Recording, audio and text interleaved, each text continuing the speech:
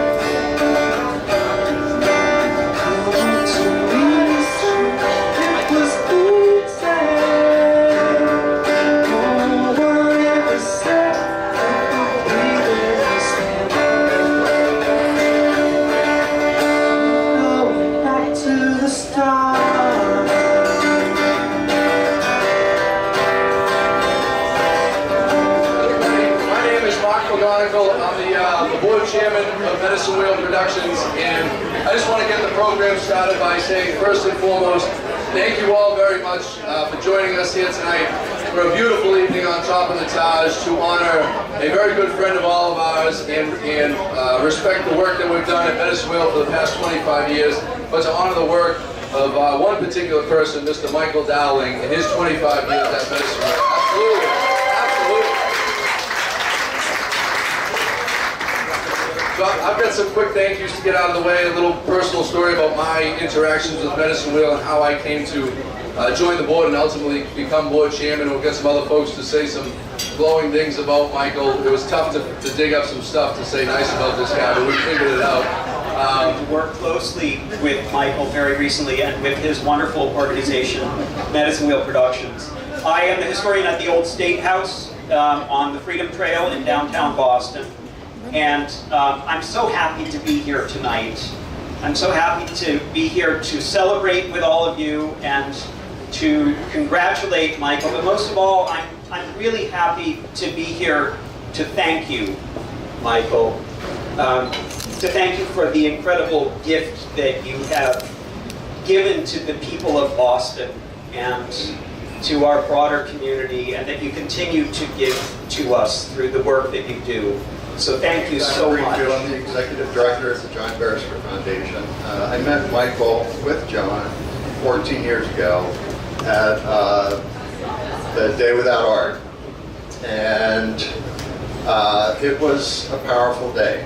It was a powerful day, to say the least, and I have not been the same since. Unfortunately, John is not with us anymore. He was killed a few years later. But we were all moved. Everyone at the Cyclorama 14 years ago was insanely moved. And the day John died, Michael contacted me and asked if he could do something at the funeral. And of course, I was a basket case, and you don't say no to Michael. So, you know, I just kind of did my morning, and I showed up at the funeral, and Michael made magic happen. And this was 11 years ago, and I need to say that magic for Michael is still happening. I still get calls from people that were there that day, and you used art on that day to help people through that day. It was an event that should have crippled our community, and because of you, we stayed whole. I stayed whole, and I thank you for that.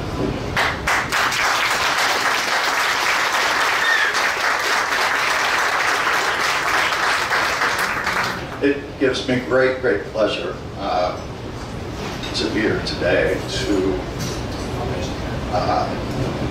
represent the John Beresford Foundation.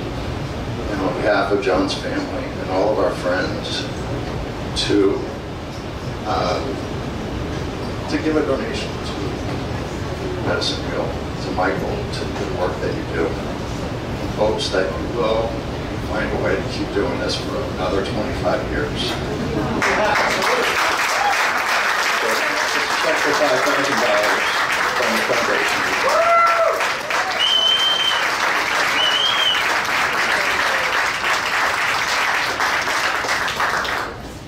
How about another round of applause for Adam? Thank you very much. That was beautiful.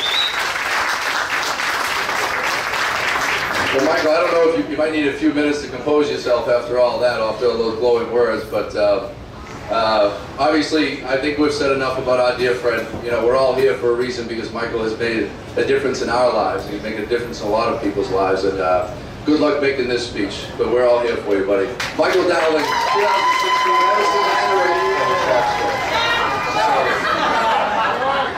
But it's the same story. Right? It's the story. It's the story of what connects us all. Right? I may think my story is interesting. I may think our story as a group is interesting.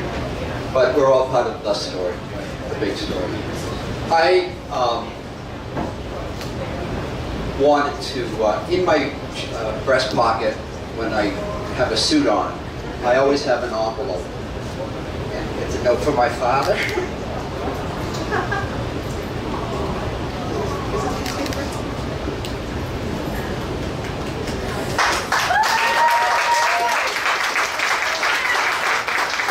And before I tell you what's on the note, I'm going to tell a little story. 25 years ago, when I was 37 years old, I was in my studio and I was trying to meditate. I didn't know what that meant. But I had a dream, a waking dream. And in the dream, I was a little boy, and I was 8 years old. And I had a pet bear. And I took the bear with me wherever I went. And if I saw anyone, I would muzzle the bear and put him on a chain or hide him. So in this dream, I'm walking up the driveway of my parents' house. And I see my father coming out of the garage. And he's walking counterclockwise around the garage.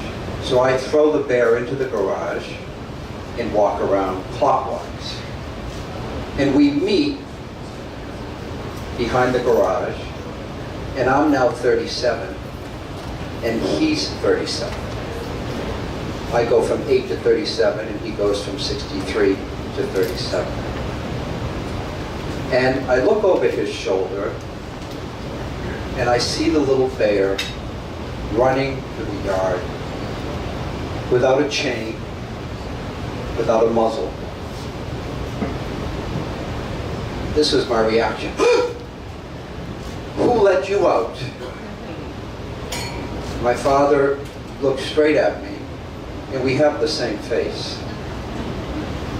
And he said, Michael, it's all right. I let the bear out. I then came out of my meditation. I drove to my parents' house. And I didn't just show up at my parents' house. I mean, I was always welcome, but it was odd, right? And my father, I found him in the garage. I went in, and he says, what are you doing here? And I said, I don't know. He said, well, let's go in the house. And in my house, we didn't talk about things, but we drank tea, we played cards. Right? It was the ritual of spending time together. So my father and my mother and I had been playing a long tournament of casino over many, many years. We got the book out, started to deal the cards, and my sister, Beth, who's here tonight, my mother's here over here as well. So, characters in this story, right? My sister Beth calls, and at that time she had a 3-year-old daughter who's also here tonight, carrying her daughter. And newborn twins. And so she's like all upset about something. And my mother's on the phone saying, Tommy, we've got to go help Beth. And suddenly my father's face from the vision looked at me and spoke to my mother and said, no, Mary, we need to stay here with Michael.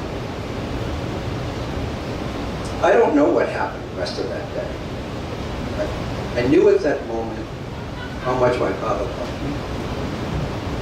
And I knew how much I loved him. 9 months later, I told that story at his funeral.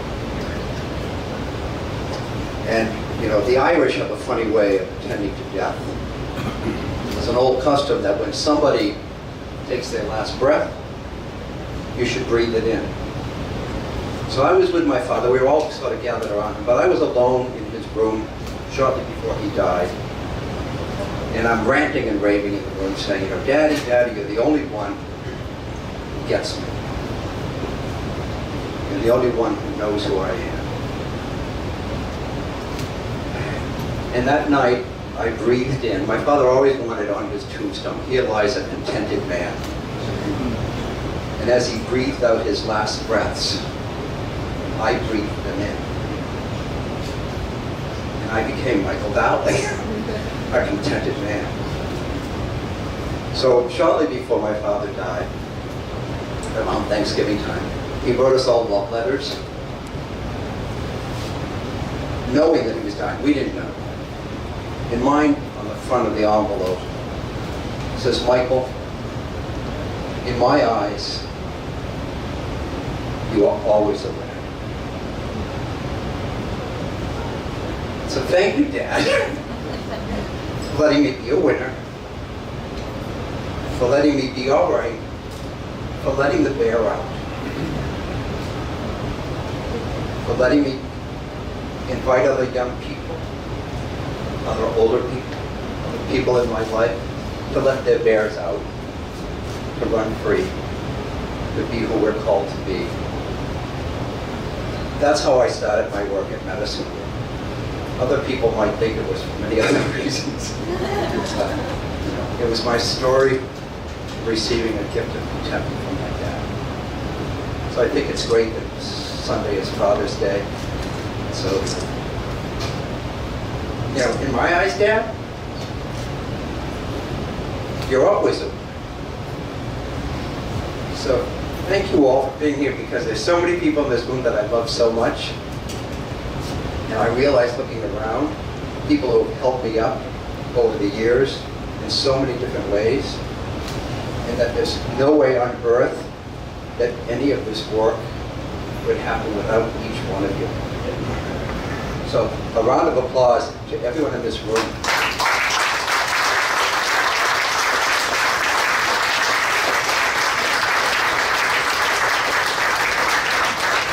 Because it's you, and you, you,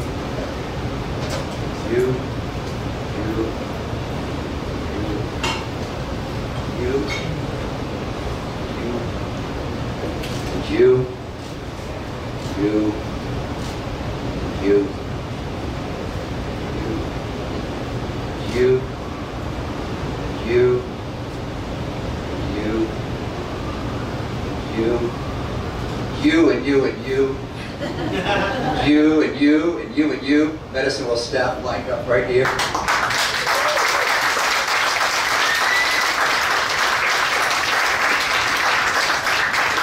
Right. Richie Dinsmore. I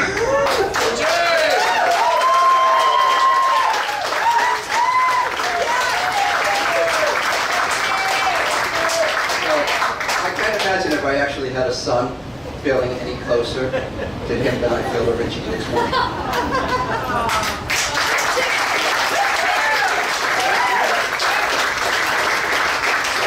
The beautiful Anna, not to be confused with Vanna White.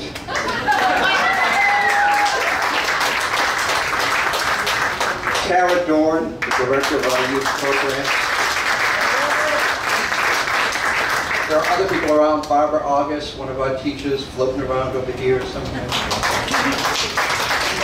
Ray Sharp Garner, one of our other teachers, I see him somewhere. And then I was like really honored today because Brendan Attridge, how old are you now? 40, 23, came to us when he was 13, right? Brian McCarthy, who's 30, came to us when he was 14, right? Brian Evans, who's out here somewhere, came to us when he was 13, he's 28, right? These guys showed up today, right? Showed up to load the truck, showed up to give back, showed up to celebrate with all of you, right? So thank you all very, very much for being here. I'm going to hand this mic back to Mark before I go on too long. Round of applause to Medicine Man 2016, Michael Dowling. Very well done, very well done. I'm glad you wrapped up with angry staff so I could collect myself so I wasn't up here crying at it, you know, but thank you very much. Real quick, we just want to show, because obviously we all appreciate the support that we've seen around Medicine Wheel, but we all know that 25 years of running a nonprofit doesn't happen without support like people in this room here today. So we want to show you a couple things that you can use if you were inspired by what you heard tonight, if you've been inspired well before you walked into this room, and you want to find ways to share the message of Medicine Wheel. We have, all of our board members are great, but Michael Inversano is a photographer and videographer. One unique talent he's been able to bring to the table is producing some really fantastic videos that really tell the story about Medicine Wheel, because as board members, it's always struggling, how do you pitch your nonprofit? And particularly when you hear how eloquently Michael can speak about art and using art for a healing mechanism, but trying to explain that in a quick elevator pitch and trying to get folks to write a check isn't always that easy. As a board member, I can attest to that. But Michael Inversano has put together some great videos that can really help tell the story. There's a quick 2-minute video that focused on the 25th year anniversary. And then real quickly, we'll just end when that video is over. I promise the speaking will be done. But just take a look. We have some silent auction items, a cool autographed photo of Malcolm Butler making the Super Bowl winning interception autograph.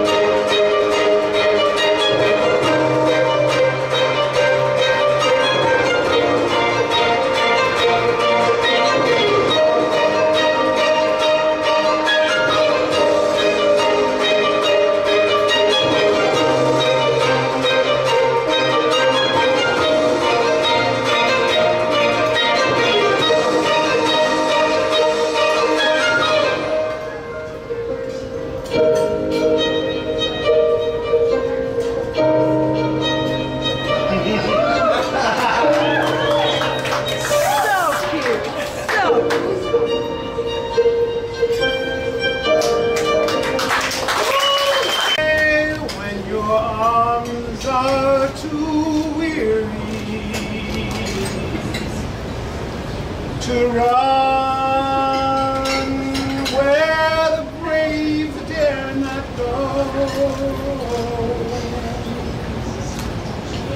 to right the unrightable wrong, to love pure and chaste from afar, to try with unbearable sorrow to reach unreachable star. This is my quest to follow that star, no matter how hopeless, no matter how far, to fight for the right with unquestionable cause.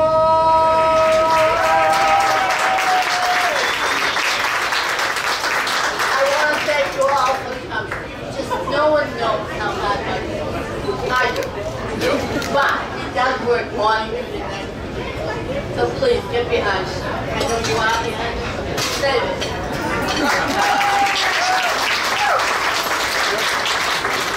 I have known Michael for 35 years. We started out our careers together. I as a singer and he as an artist. And it's quite special and I am honored to be here. It is there are very difficult acts to follow. But I thought George Gershwin had a wonderful piece. I've changed one word and I think he would allow me to do that. And I hope that what is in my heart are in all of your hearts as I sing. Of thee I sing, Michael, summer, autumn, winter, spring. Michael, you're our silver lining, you're our sky of blue. There's a love light shining just because of. So, ladies and gentlemen, we have here Michael Joel. Let's talk to him. Hi, Michael. Welcome at BDC TV. Oh, thank you very much. I'm pleased to be with you tonight. So, you are doing tremendous job. I just heard your speech and it blew me away. And very inspiring too. So, because so many Asians living around us and they don't know about medicine wheel. So tell me, our audience, about your project and your work.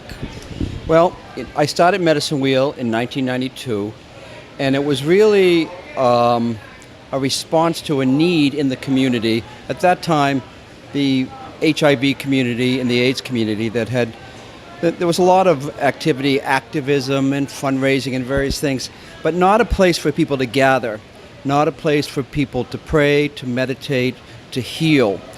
And, so Medicine Wheel, which I think of as the sacredness of the circle, became a place to hold the human story, the human condition. And, I've been very lucky, and I was, at that time, many artists were responding to the emerging crisis. And there was a day called Day Without Art, which also became World AIDS Day. And I guess I never really looked back, right? And healing is not specifically around HIV and AIDS. It's around, how do we allow our body to catch up to the soul? And how do we offer opportunities for that? And how do we use art to create those opportunities? And so all of my projects have been really invitations, both to me as an artist. I often say if your car breaks down, you need a mechanic. But there are other times where you really need the artist, the seeker, the clairvoyant, the saint, the mystic. The person will help guide you through ritual, through the acts of creation, to an awareness that is deeper and more meaningful.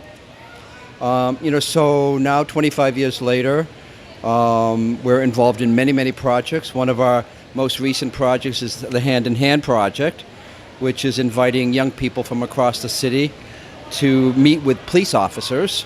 And they come together for an all-day workshop. It starts with a meditation, just a mindfulness with that invitation. Can you imagine what it would be like if during a difficult situation or a reactionary situation, we had time to take that extra breath and take that pause and collect ourselves and see ourselves clearly. So it starts with a meditation, and then they cast each other's hands, some of the hands you see around the room tonight. And then we have a meal, right?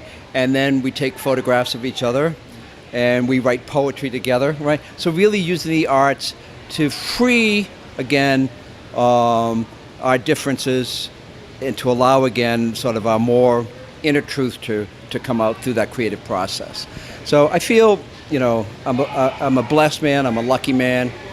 I'm very excited. We'll be working up on Beacon Hill this summer with the Museum of African American History, exploring the concept of freedom and what does freedom mean to me versus what it might mean to somebody else, and looking at the Black Heritage Trail here in Boston and how to invite people to mark those pivotal moments in history where we breathe together and it becomes heart to heart, soul to soul, action to action, and we move forward.